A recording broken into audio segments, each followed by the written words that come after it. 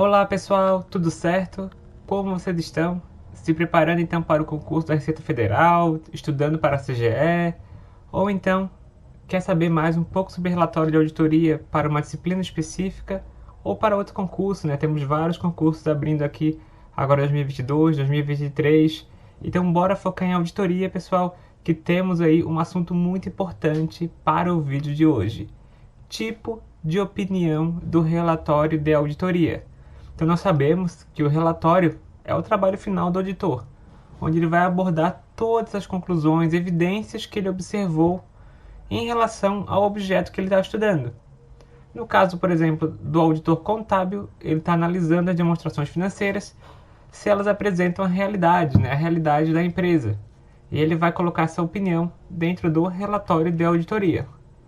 Conforme as normas contábeis, tá pessoal, agora focado mais em contabilidade, nós temos as NBCTAs, que são nossas normas de auditoria. E aqui eu vou abordar, pessoal, o conteúdo da NBCTA 700, 705 e 710, como a gente já observou também, né, nos outros vídeos anteriores que eu fiz relacionados ao relatório do auditor. Então aqui, pessoal, vocês precisam gravar essas 4 hipóteses possíveis para a opinião do auditor. A primeira delas, o relatório, né, ele é chamado sem modificação. Ele é limpo, que é um outro sinônimo. Isso acontece, pessoal, quando a demonstração contábil está toda correta, conforme a realidade da empresa, tecnicamente também atende todas as normas de contabilidade, de acordo com os relatórios, né, de acordo com os testes realizados pelo auditor. Então ele não observou, né, ele tem uma margem de segurança, ele não observou nenhum problema significativo, relevante, que pudesse aí modificar a opinião do auditor, ou que pudesse influenciar a decisão aí de um possível investidor. Então imagina, tá pessoal, você audita uma empresa e realmente as demonstrações contábeis dela estão corretas, apresentam a realidade da empresa, o estoque está correto, o caixa, ativo mobilizado, passivo, apresenta realmente o que a gente pretende, né? O que a gente está analisando. Não só isso, foi tudo registrado conforme as normas. Depreciação feita corretamente, foi feita depreciação, foi lançado os estoques de forma correta. Então tudo foi feito correto. Nesses casos, pessoal, nós temos aí uma opinião sem modificação. O auditor não vai mudar a opinião dele. Ele concorda que está conforme as normas de contabilidade e representa a realidade aí da empresa. Agora, pessoal, nós temos aí situações em que o auditor observa um problema dentro aí da demonstração contábil, dentro do objeto que ele está analisando. E o primeiro ponto é o que nós chamamos, tá, pessoal, de opinião com modificação, opinião com ressalva, que é a situação que nós temos um problema relevante, só que ele não é generalizado. Então vamos supor que nós temos um problema na conta, vamos ver aqui, na conta ativo mobilizado. O veículo foi registrado errado, tá pessoal? O veículo foi registrado errado, então o veículo era para ser registrado 30 mil e foi registrado 500 mil reais. E é um problema que só afeta uma conta específica, ele não afeta todas as demais contas, a conta de despesa, ele não invalida toda a demonstração contábil. Ele apenas é um problema específico naquela conta. Aí nós podemos dizer que ele é relevante, só que ele não é generalizado. E aí nós temos a segundo tipo de opinião, que é a opinião com ressalva, tá bom? E depois nós vamos ter as opiniões relevantes e generalizadas. Então um erro, imagina um erro, pessoal, no estoque, que também influencia o lucro da empresa, que influencia as despesas, que influencia toda a DRE e todo o balanço. E está tudo, querendo ou não, inviabilizado, errado, conforme as normas de contabilidade e conforme a realidade da empresa. Pessoal, o auditor ele não pode dizer que está tudo certo. Ele não pode dar uma opinião limpa, uma opinião sem modificação. Ele é obrigado a informar que tem problemas relevantes e generalizados, que nós chamamos de opinião adversa. E caso ele não consiga, né, pessoal, nem obter evidência para ter essa opinião de relevante e generalizado, nós chamamos de sem evidências. Isso aqui, pessoal, é o resumo. É o resumo aqui do vídeo de hoje. É o resumo dos tipos de opinião do auditor que vocês vão ter que gravar. Escrevam aí um esqueminha, tá, pessoal? Sem modificação, modificação com relevante, mas não generalizada, modificação relevante e generalizada, e relevante e generalizada, mas sem obter evidências.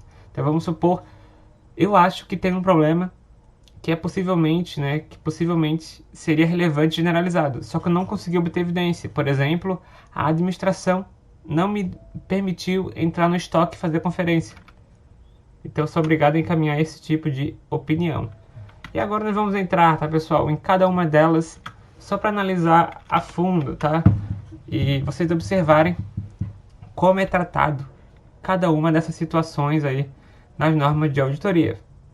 A primeira, então, que é a melhor, né, tecnicamente, que o objeto de estudo ele demonstrou estar de forma adequada, estar seguindo a legislação que nós estamos analisando, né?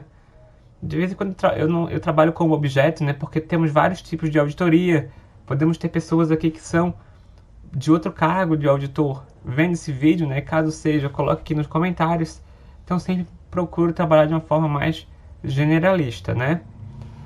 Então olha só, o auditor, pessoal, quando é sem modificação, ele deve dizer que tudo foi feito conforme as normas e está correto.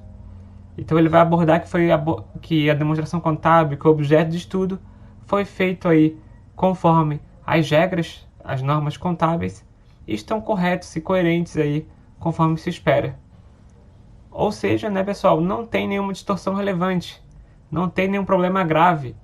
A demonstração contábil está correta. E vocês podem observar que nas empresas da bolsa, a maior parte são relatórios sem modificação, ou seja, que o auditor ele não informa nenhum problema relevante. Porque, pessoal, o objetivo do auditor não é, por exemplo, encontrar um erro e divulgar para todo mundo. Quando um auditor ele encontra um erro, uma fraude, ele informa para a empresa, para os diretores, para os responsáveis da governança, para eles mudarem, alterarem. E depois, né, pessoal, a empresa ajusta. A empresa não vai querer ficar com a demonstração contábil errada. Então, normalmente as empresas ajustam, fazem as modificações, e aí o auditor verifica se está tudo certo. Ok, se não tiver certo, se ele recomendou para a empresa fazer uma situação e a empresa não fez, aí dessa forma ele vai encaminhar um relatório modificado. Não é o objetivo do auditor prejudicar a empresa, e sim que ela faça corretamente conforme as normas de contabilidade, tá bom? Então imagina, né, pessoal? E vamos supor nesse caso que a empresa foi avisada pelo auditor e não mudou. Dessa forma, o auditor vai ter que modificar a sua opinião. Vai ter que fazer o relatório avisando, olha só, temos problemas nisso, nisso e nisso.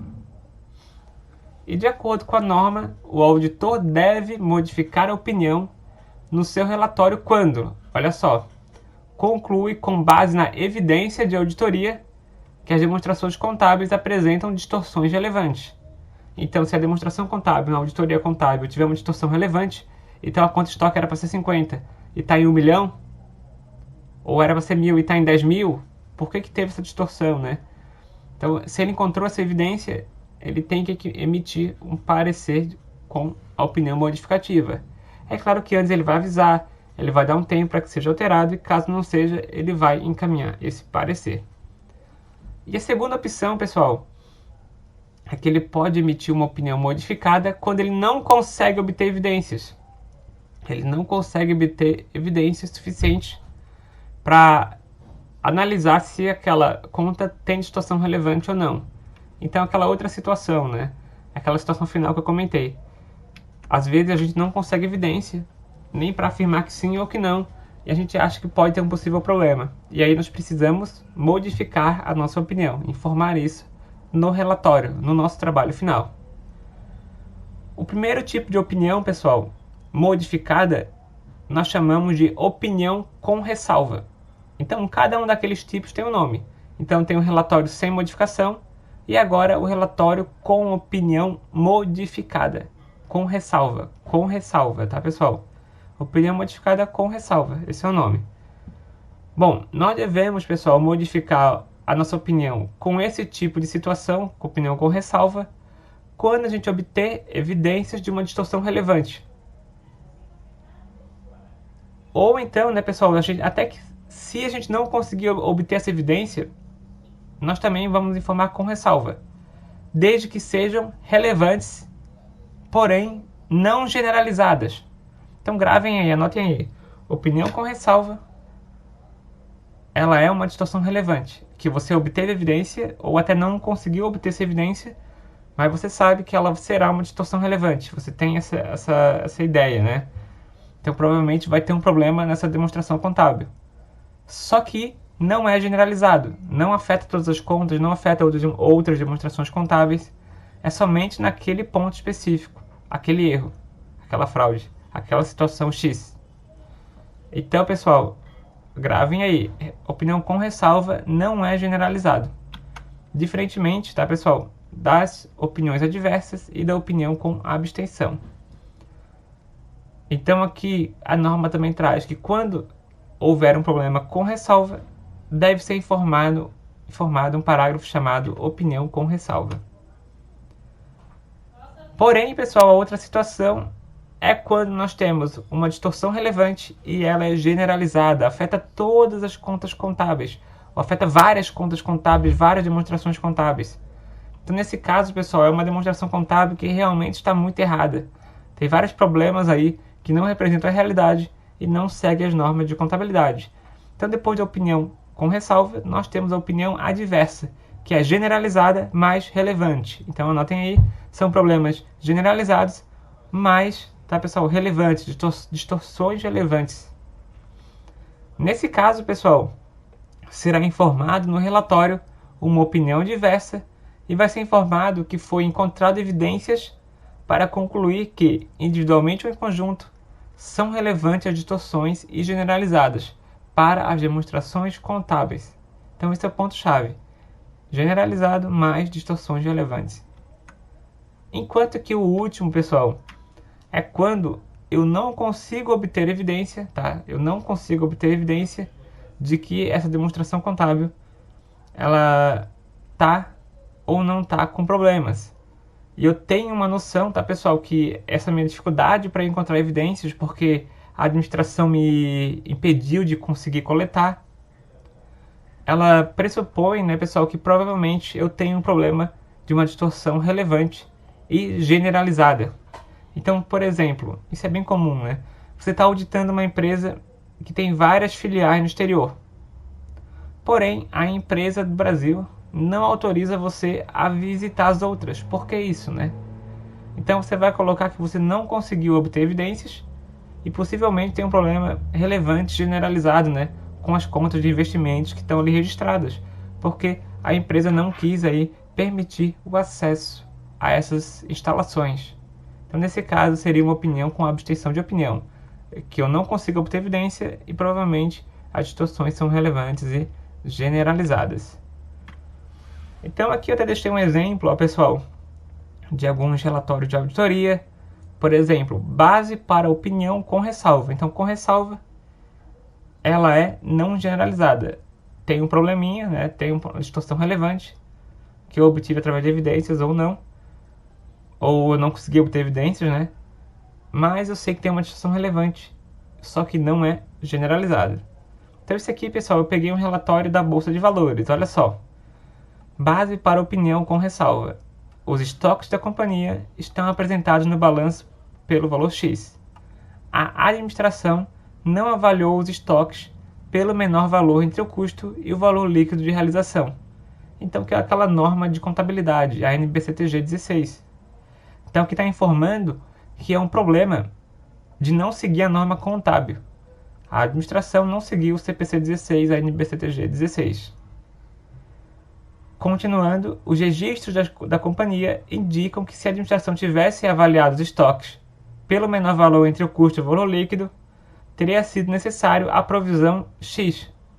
Então imagina, não foi feito a análise conforme a norma e possivelmente não foi reconhecido um passivo. Então está faltando passivo. Não foi reconhecida essa provisão. Então esse é o problema, pessoal, de uma distorção relevante, mas não é generalizado, tá? Não é generalizado aí conforme a percepção do auditor. E uma outra situação, olha só, é outro relatório de uma empresa. Agora, pessoal, um base de opinião com abstenção. Olha só, o investimento da companhia do empreendimento X controlado pela empresa XYZ está contabilizado no balanço, o que representa basicamente 90% do seu PL. Não nos foi permitido acesso à administração e aos auditores da empresa XY. Então acontece às vezes que nós temos um grupo, né? A nossa empresa tem várias outras empresas e tu não consegue acesso a essas subsidiárias. E isso pode ser um problema. Isso vai me agravar a possibilidade de conseguir informações. Então isso pode vir a ser um problema relevante, uma distorção relevante e generalizado na minha demonstração contábil. Pessoal, essa é a parte inicial, tá? Um resumo. Vou deixar algumas questões aqui sobre parecer de auditoria, sobre tipo de opinião para vocês resolverem. São questões importantes e vão ficar aqui na descrição do nosso vídeo. Qualquer dúvida, pergunte aí no comentário, deixe seu like e vamos que vamos, pessoal. Foco nos estudos, hein? Tá chegando, as provas estão chegando. Um abraço a todos e até a próxima.